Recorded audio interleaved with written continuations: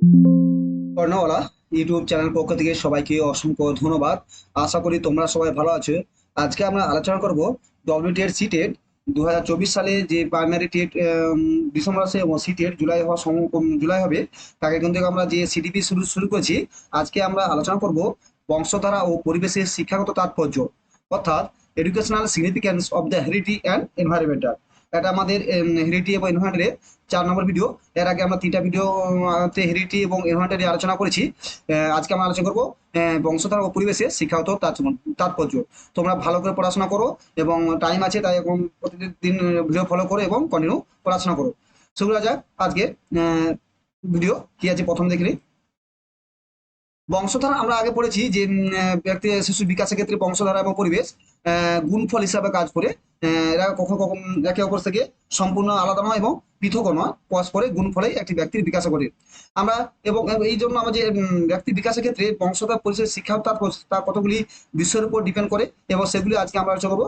প্রথম পয়েন্ট আছে যে প্রথমে আছে একই পাঠ্যক্রম একই শিক্ষানীতি পদ্ধতি দ্বারা প্রতিটি শিশু উপকৃত হয় না।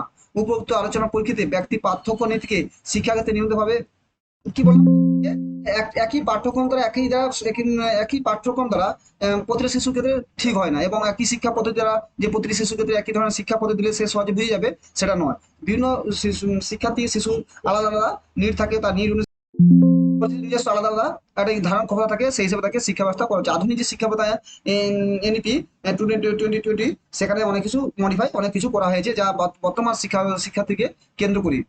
এখানে কতগুলো পয়েন্টগুলো আলোচনা করে আমরা বুঝতে পারবো বংশধারা পরিবেশের কতটা গুরুত্বপূর্ণ তাৎপর্য রাখে।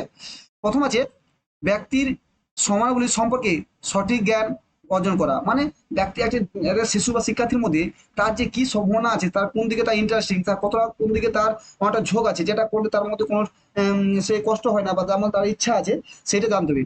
প্রথমে যারা প্রতি শিক্ষার্থী ক্ষমতা কতটা, আগ্রহ কতটা, প্রবণতা কতটা এবং ব্যক্তির মধ্যে সংরক্ষণগুলি সম্পর্কে সঠিক তথ্য সংগ্রহ করা, এর জন্য বিভিন্ন ধরনের অভিক্ষা ব্যবহার করে প্রাপ্ত তথ্যগুলি সমাপ্ত করা হয়। মানে যে একটা শিক্ষার্থী কোন দিকে তার ঝোঁক বেশি, তাকে সেই দিকে আমরা যদি তাকে ঠিকমতো পরিচর্যা গাইড করি, তাহলে সেই দিকে সে অনেকটা সাকসেস হতে পারবে। যেমন যদি বিরাট কোহলি, সচিন টেন্ডুলকারের কথা বলি, সে প্রথম দিকে তার উনি ওনার ক্রিকেটের প্রতি ঝোঁক ছিল, তাই তাকে সঠিকভাবে গাইড দিয়ে চলতে যায়, ক্রিকেটের মহান ভগবান হিসেবে পরিচিত পরিচিত হয়েছে। ঠিক তাকে সেই সময় জোর করে পড়াশোনা দিত, তিনি মাধ্যমিক ফেল করেছে, 5বার ফেল করেছে।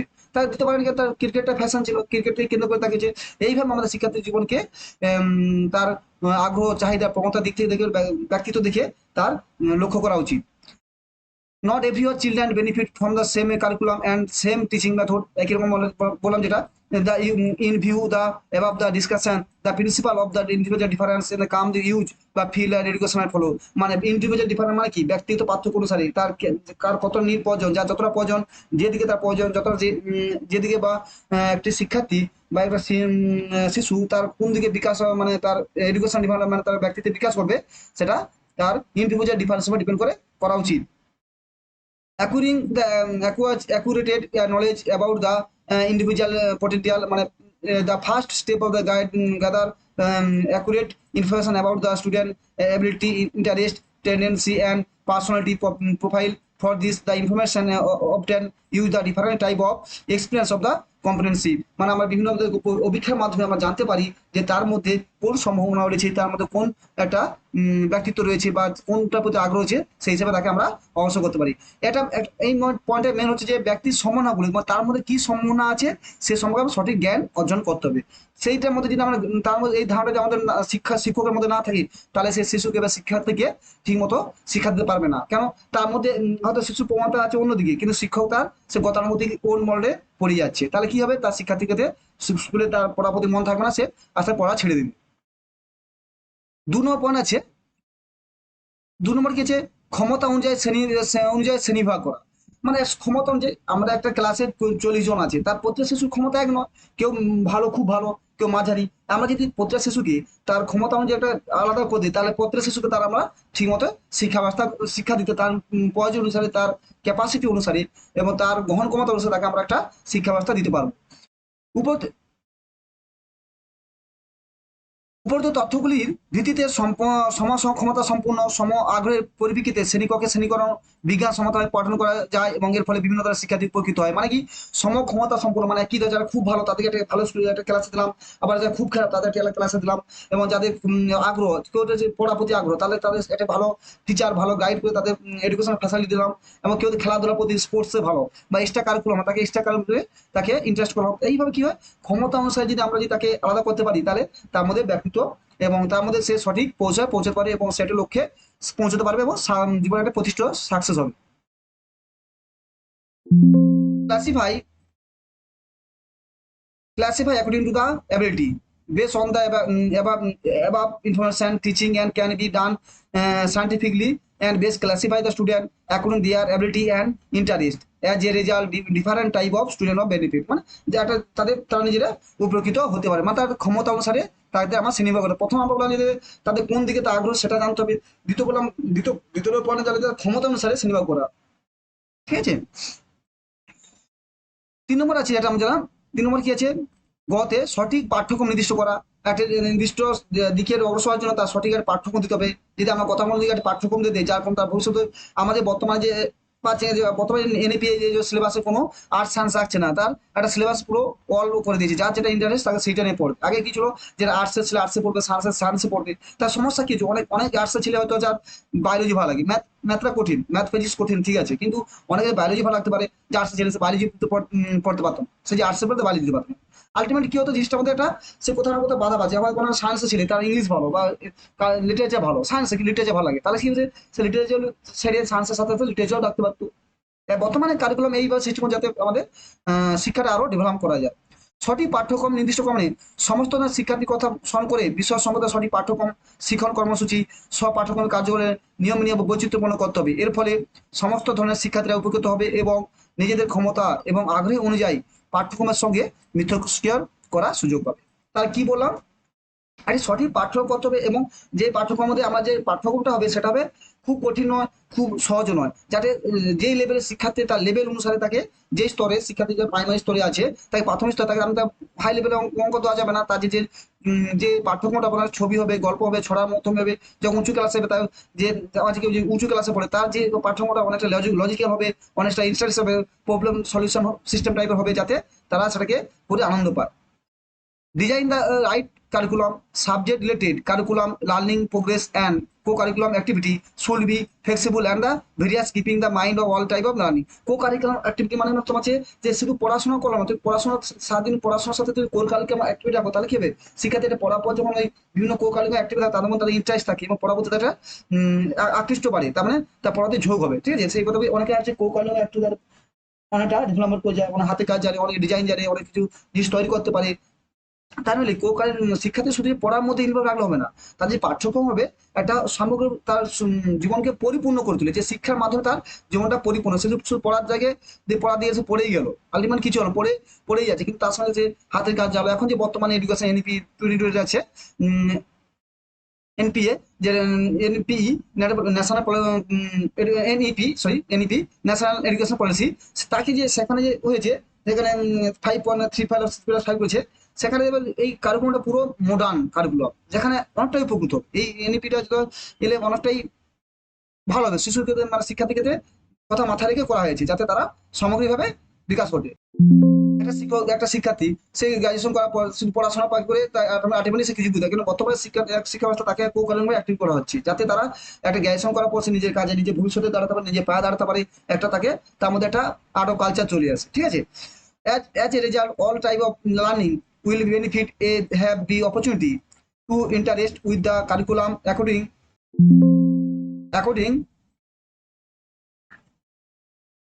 To their ability and interest. তাকে তার কো-কারিকুলার অ্যাক্টিভিটিতে তাকে অংশগ্রহণ করা হবে তার অ্যাবিলিটি অনুসারে এবং তার ইন্টারেস্ট অনুসারে, যার যেটা প্রতি ইন্টারেস্ট সেটার লেভেলে সে পৌঁছে যেতে পারে। তাও কি আছে, সঠিক শিক্ষা প্রতিষ্ঠা করে, আরে সবই ঠিক আছে, একটা শিক্ষা পদ্ধতি সঠিক দরকার, কারিকুলাম আছে, পাঠ্যক্রম আছে, শিশু ইন্টারেস্ট আছে, যে শিক্ষার পদ্ধতি ভুল হয় যদি আগে কি ছিল শিক্ষা পদ্ধতি টিচার সেন্টার, টিচার যা বলতো সেখানে সব হতো। আগে কি ছিল যে একটা গ্লাসে জল ভর্তি করার মতো। টিচার যা বলতো সেটাকে মানে শিক্ষার্থী ছিল খালি পাত্রের মধ্যে, শিক্ষক ছিল তাতে জল ভর্তি করবে, মানে জ্ঞান ভর্তি করবে এবং সেটা সে ধরে রাখবে। কিন্তু বর্তমানে হচ্ছে যে শিক্ষা পদ্ধতি, শিক্ষার্থী হচ্ছে এখানে চারা গাছের মতো, চারা গাছের মতো, শিক্ষক হলো একটা মালি, গাছের মালিক মানে বাগানের মালিক। মালি তাকে পরিচর্যা করবে, গাছে জল দিবে, সার দিবে, পাতাগুলো পরিষ্কার পরিচ্ছন্ন হবে, সেইভাবে গাছটা বৃদ্ধি হবে। কিন্তু আগে ছিল যে ভাবাতো যে শিক্ষা পদ্ধতি ছিল খালি পাত্রের মতো, মগের মতো, সেখানে শিক্ষক তার জ্ঞান পূরণ করবে এবং শিক্ষার্থী তা ধরে রাখবে। বর্তমান শিক্ষা পদ্ধতিটা পরিবর্তন, এই যে বর্তমানে শিক্ষা পদ্ধতিটা অনেকটা মডার্ন এবং অনেকটা গ্রহণযোগ্য। ঠিক আছে, তাই সঠিক শিক্ষা পদ্ধতি প্রয়োজন। শিক্ষার্থীদের ক্ষমতা, আগ্রহ, পুরো অভিজ্ঞতা, হ্যাঁ শিক্ষার্থী একটা পুরো অভিজ্ঞতা কি আছে তার সাথে জানা দরকার, এবং শিক্ষার্থীর আগ্রহ আছে এবং তার ক্ষমতা আছে, এবং পশ্চাৎপট অনুযায়ী শিক্ষা প্রয়োজন অনুসারে শিক্ষণ পদ্ধতি ব্যবহার করতে হবে। এর জন্য শিক্ষকের স্বাধীনতা দেবে, এর জন্য শিক্ষকও একটা স্বাধীনতা দেবে না। শিক্ষক যদি একটা সিস্টেমের মধ্যে আবদ্ধ করে দিই, সে তার ইচ্ছা মতো কিছু না করতে পারে। সে জানে, শিক্ষক তো একটা বাগানের মালি শিক্ষার্থীর ক্ষেত্রে, সে জানবে যে কোন গাছটা কোথায় জল দিতে হবে, কোনটা কোথায় সার দিতে হবে, এবং কোন শিক্ষার্থীর কোনটা কতটা সে দুর্বল, কতটা সে স্ট্রং। যদি তাহলে এটা যে শিক্ষার্থীকে যে স্বাধীনতা, শিক্ষক যদি স্বাধীনতা দেওয়া হয়, তাহলে সে তার মতো করে সেটাকে করতে দেওয়া হবে, সে তার মধ্যে সেই নিজে করে ক্লাসরুমটাকে বা সেই শিক্ষার্থীকে সে গড়ে তুলতে পারবে। শিক্ষকের পাঠদান পদ্ধতি নমনীয় হবে, শিক্ষকদের পাঠদান দেবে, কঠোর হবে না। আগে কি ছিল, লাঠি দিঘা, বাচ্চা বলে ক্লাসে বসে আছে, শিক্ষক তার লাঠি ফিকে দিচ্ছে, চক ফিকে দিচ্ছে, আলটিমেটলি চকটা চোখে যে লাগবে, তার নাকে যে লাগবে সেটা তার কি। বর্তমান শিক্ষা হতে এসব করা যায় না। বর্তমান শিক্ষার্থী হবে, শিক্ষক হবে নমনীয়। ঠিক আছে, পাঠদান হবে তাকে ভালো করে বুঝিয়ে, মানে বললাম বাগানে মালির মতো, মালি যেন পাঠটি গাছকে পরিচর্যা করে যত্ন করে, সেভাবে শিক্ষকের কাজ হলো শিক্ষার্থীদের, স্টুডেন্টদের সেকে মালির মতো যত্ন করা। হ্যাঁ, ভয় থাকবে, ভয় থাকবে, ভয়টা হবে না, কঠোর হবে না, নমনীয়। সঙ্গে সঙ্গে তার ভয়ের কারণটাও তাকে দেখাতে হবে। তাকে যদি শাসন করা হয়, সঙ্গে সঙ্গে শাসনের কারণটাও বলতে হবে তাকে সঙ্গে সঙ্গে, যাদের কেন তোমাকে এটা করা হলো। পরিস্থিতি ও শ্রেণী চরিত্র বিশ্লেষণ করে তাকে উপযুক্ত শিক্ষা পদ্ধতি, উপযুক্ত শিক্ষা পদ্ধতি ব্যবহার করতে হবে। তার মানে এটা উপযুক্ত, সে শিক্ষক শিক্ষক যদি স্বাধীনতা তো হয়, তিনি তার মতো করে এটা উপযুক্ত শিক্ষা পদ্ধতি ব্যবহার করতে পারবে। Determine of the right teaching method according to the ability, interest, previous experience and background of the student. The teacher will be used the teaching method and need. For this, the teacher should be given freedom. The teaching method will be teacher will be flexible. He has be with appropriate teaching method by analyze the environmental situation and class character. যারা শিক্ষকের স্বাধীনতা দিলে সে তার সবকিছু maintain করে, সে ক্লাসের character, student interest, সেগুলো দেখেছি ঠিক মতো করে, তাহলে শিক্ষা পদ্ধতি গ্রহণ করতে পারে। নিহত আছে গেছে ব্যক্তিকেন্দ্রিক শিক্ষা পদ্ধতি ব্যবহার। ব্যক্তিকেন্দ্রিক শিক্ষা পদ্ধতি মানে যে শিশু যেভাবে শিক্ষা করার প্রয়োজন তাকে সেইভাবে শিক্ষা দিতে হবে। কি হয়েছে, বিদ্যালয়ে শিক্ষক ব্যক্তিভিত্তিক শিক্ষণ ব্যবহার করতে পারেন, যেমন ডাল্টন পদ্ধতি, ইউনোকো পদ্ধতি, প্রজেক্ট পদ্ধতি, প্রোগ্রামিং পদ্ধতি, শিক্ষণ করবো, মানে এগুলো ডাল্টন পদ্ধতি। এগুলো মানে যে বিভিন্ন একজন শিক্ষক শিক্ষার্থী তার যে ক্লাস 40টা শিক্ষার্থী বলেছিলাম, যেটা ক্লাসে 40 জন স্টুডেন্ট আছে, 40 জন শিক্ষা কি একই রকম সব সম্ভব? যদি আমি একটা অঙ্ক করালাম, একজন যে ভালো স্টুডেন্ট সে পটকে ধরে নিল, সে তার সহজে, কিন্তু একজন লাস্টে যে একটু একটু দুর্বল স্টুডেন্ট, পিছিয়ে পড়া স্টুডেন্ট, সে কি সহজ হতে পারবে? তা পারবে না। তাকে তার মতো করে বোঝাতে হবে। প্রতিটা শিশুকে তার মতো করে সে যেমন করে ধরতে পারে সেই মতো বুঝাতে পারলে তবে ব্যক্তিকেন্দ্রিক শিক্ষা পদ্ধতি ব্যবহার করা সম্ভব, এবং এইভাবে করতে পারলে তবে শিক্ষা সমগ্রভাবে শিক্ষার উন্নতি এবং তার সামগ্রিকভাবে কার্যকরিতা পাওয়া যাবে। Using the individual and teaching method, teacher in the school can use the personalized and learning, for example, Dalton method, UNESCO method, project method, or program based learning method. ইত্যাদি মেথড আছে উন্নত। বর্তমানে যে বিভিন্ন ডাল্টন পদ্ধতি, UNESCO পদ্ধতি, project পদ্ধতি, project মানে এখন স্কুলের প্রজেক্ট এবং প্রোগ্রাম পদ্ধতি খুব বুঝতে যাচ্ছে। মানে প্রজেক্টের মাধ্যমে একটা জিনিসকে বলে দেয়, তার মাথায় সহজে সেটা ধরতে পারে। এখন এখন দেখলাম তো ভালো স্কুল, সরকারি স্কুল এবং প্রাইভেট স্কুলগুলোতে, প্রাইভেট স্কুল আগে থেকেই আছে, বর্তমানে সরকারি স্কুলগুলোতেও প্রজেক্টের মাধ্যমে অনেকটা গুরুত্ব দেওয়া, যেখানে প্রজেক্টের মাধ্যমে শিশুরা বা শিক্ষার্থী তারা একটা নিজের যে ক্রিয়েটিভিটি, নিজের একটা ধারণাকে সহজে সেটা একটা জটিল জিনিস সেটা এই প্রজেক্টের মাধ্যমে করে দেওয়া, সেটা যখন দল গ্রুপে করে দেওয়া হলো তারা সেটা সহজে বুঝতে পেরে যায়। ঠিক আছে, তাহলে ব্যক্তি কিন্তু শিক্ষা পদ্ধতি ব্যবহার করা দরকার।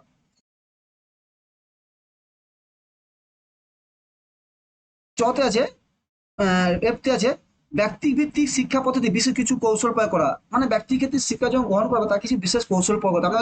আমি যদি আমাকে যে একটা শিক্ষক তার যদি 100 স্টুডেন্ট থাকে, সে কি পারবে 45 মিনিটের মধ্যে 100 স্টুডেন্টকে আলাদা দেখাতে? কখনোই পারবে না। তার জন্য কি একটা ব্যক্তি কিন্তু যখন শিক্ষা গ্রহণ করাবে তার জন্য কিছু কিছু ব্যবস্থা, পরিকাঠামো, স্ট্রাকচার এবং ক্লাসরুমের গঠন এবং কারিকুলাম, পাঠ্যক্রম সবকিছু আলাদা আলাদা দিবে। শুধু শিক্ষক চাইলে হবে না, অল এভারেন্টাল অল কারিকুলাম পাঠ্যক্রম গভর্নমেন্ট ওনার তারপর তোমার education minister all department and structure সবকিছু ডিপেন্ড করে সবই সম্ভব। যে শিক্ষকের ইচ্ছা আছে, হ্যাঁ শিক্ষকের ইচ্ছা সবচেয়ে বেশি দরকার। সরকার না বলে অনেক কিছু না থাকলে শিক্ষক কিন্তু সব কত হতে করবে, একজন শিক্ষকের কাছে 100 জনকে 45 মিনিট দেখা সম্ভব নয়, অন্যান্য সাবজেক্ট আছে। তার মানে সেরকম সিস্টেম রাখতে হবে যাতে সবকিছু। তাহলে ব্যক্তিকেন্দ্রিক শিক্ষাক্ষেত্রে শিক্ষক নিম্নলিখিত কৌশলগুলি ব্যবহার করতে পারে। কি হলো, শ্রেণীকক্ষে ছাত্রের সংখ্যা যথাসম্ভব কম করা। বর্তমানে কি হয়েছে যে একজন মানে ক্লাস 1 থেকে 5 একজন কিছু 30 জন স্টুডেন্ট করা হয়েছে যাতে যিনি কমপ্লিট করতে পারে। শিক্ষক সব শ্রেণীর প্রতি নজর দেবেন। শিক্ষক সবসময় সর্বদা সব প্রতি শ্রেণী নজর দেবেন এবং শিক্ষক সবসময় যদি তার নাম ধরে রাখে তাহলে কি হয়, শিক্ষার্থী আরো বেড়ে অ্যাট্রাক্টিভ হয়ে যায়। নাম ধরে ডেকে যদি কোনো শিক্ষার্থী ডাকে এই তুমি উঠে এসো, তাহলে তুমি এই করো না যে এই রোহিত এই রমা তুমি উঠে চলে এসো পড়াটা দিয়ে যাও, তাহলে কি হবে তুমি তার যখন নামটা ধরছি তখন শিক্ষার্থী প্রতি অ্যাক্টিভ থাকবে যে না আমার স্যার আমাকে চিনে আমার নাম জানে। এবং আমরাও যখন ছোটবেলা জানতাম যখন শিক্ষক যখন আমাদের নাম ধরে দেখতো যে তাহলে আমরা খুব এটা ইচ্ছা করতাম যে শিক্ষকের পড়াটা প্রতিও তাকে একটা দেওয়ার প্রতি আমরা আনন্দ থাকতাম। বর্তমানে শিক্ষা প্রতি এটা খুবই দরকার। এই জন্য বিএডটা খুব ইম্পর্টেন্ট, ঠিক আছে, যাতে তার দিকে যে শিক্ষা পদ্ধতি করা আছে সেখানে খুব ভালোভাবে পড়ো এবং সেখানে যে মেথডগুলো আছে সেগুলো খুব খুব প্রয়োজন। তাহলে শিক্ষার্থীর প্রতি নজর রেখে শ্রেণীকক্ষের কাজ এবং বাড়ি কাজ দেওয়ার সময় শিক্ষক প্রতি শিক্ষার্থীর ক্ষমতা বেচে দিবেন।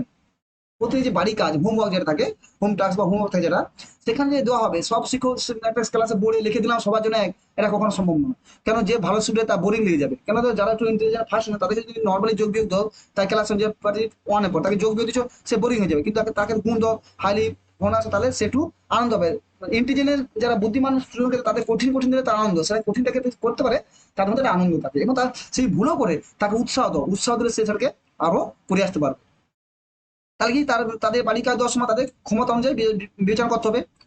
4 নম্বর হচ্ছে শিক্ষক বা প্রয়োজন মতো কম মেধা সম্পন্ন শিক্ষার্থী সংশোধনকারী ব্যবস্থা নেবে এবং শিক্ষক তার প্রয়োজন মতো যে যারা একটু পিছিয়ে পড়ে তাদের মধ্যে কোনটা ভুল আছে সেটাকে কিভাবে সংশোধন করা যায় তার জন্য শিক্ষা ব্যবস্থা নেবে। সেই জন্য ব্যবস্থা নেওয়ার যে ব্যবস্থা নেওয়ার জন্য তাদের একটা সিস্টেম থাকে, তাহলে শিক্ষকের শিক্ষাতে উন্নয়ন সম্ভব হবে এবং শিক্ষা সমগ্রভাবে বাস্তবতা লাভ করবে। এবং এর জন্য প্রয়োজন শিক্ষকের একগ্রতা এবং তার সঙ্গে সঙ্গে পরিবারেও একটা দরকার। বর্তমানে শিক্ষা ব্যবস্থা আমি দেখেছি, তোমরা সবাই দেখেছো যে স্কুল কলেজে স্কুলে হয়তো সেই শিক্ষক একটা পড়াচ্ছে কিছু কারণ তাকে যে দুষ্টামি জন্য কোনো ভুল কাজে না মারছে, সঙ্গে সঙ্গে বাড়ি থেকে লোক এসে শিক্ষকের উপরে হামলা করে দিচ্ছে বা শিক্ষককে ঘেরাও করে তাকে কুকথা বা তাকে যেটা হ্যারাসমেন্ট করা হচ্ছে। এটা কিন্তু এটা যে এডুকেশনের দিক থেকে শিক্ষার ক্ষেত্রে খুব একটা খারাপ দিক। এতে শিক্ষক কখনোই চাইবে না যে কারো একটু অলরেডি তারা তো একটা শিক্ষক তো সমাজে গড়ে কারিগর, তারা জানে কোনটা ভুল কোনটা ঠিক। সেইটা যদি একটা এখনকার বর্তমান সমাজের ছাত্র বা শিক্ষার্থীরা সেই পুরোনো মেথডে পড়লে হবে না, তাদেরকে সেইভাবে লেভেলে তুলে বর্তমানে যে স্মার্ট এডুকেশনের সঙ্গে তাদের পড়াতে হবে। এই জন্য একটা খুব খারাপ একটা ইমেজ আছে সোসাইটিতে যখন শিক্ষক দেখে যে আমরা খবর আগে দেখি মানে যে একজন শিক্ষার্থীকে মারধর করা বকাবকি করার জন্য তার ফ্যামিলি দিকে এসে শিক্ষককে ঘেরাও করছে। এটা আর কতটা সত্য কতটা জানা নাই, বাট এর কোথাও না কোথাও একটা সমস্যা নয় যে হ্যাঁ হয়তো শিক্ষকের কিছু ভুল থাকতেই পারে কিন্তু হয়তো শিক্ষার্থীর কিছু থাকতে কিন্তু এগুলো ঘেরাও করে এসে তাদেরকে এটা ঠিক নয়। রাস্তায় ঘেরাও থেকে করা এটা অনেকটাই সামাজিক ব্যাড ইফেক্ট পড়ে। তাই যে আমাদের শিক্ষকের পর্যায়ে মতো কম মেধা সম্পন্ন শিক্ষার্থী সংশোধনের শিক্ষা ব্যবস্থা করতে মানে শিক্ষক তিনি জানে কোনটা কোন কোন কোন ছাত্র কোনটা দিয়ে দুর্বল থাকে সেই হচ্ছে শিক্ষা ব্যবস্থা ধরতে হবে। Application for some principal technique individual teaching method do. In case individualized teaching, the teacher follow teaching case be used. The number of the student can in the classroom should be small and possible. For the teachers will pay attention all the student. That 3 নম্বর আছে teacher age will giving the class work and homework consider student ability মানে তার যে ability আছে সেই হিসাবে তার যেন ধারণা থাকে যে একে আমি 4 নম্বর হচ্ছে teacher will be provide remedial education the less meritorious student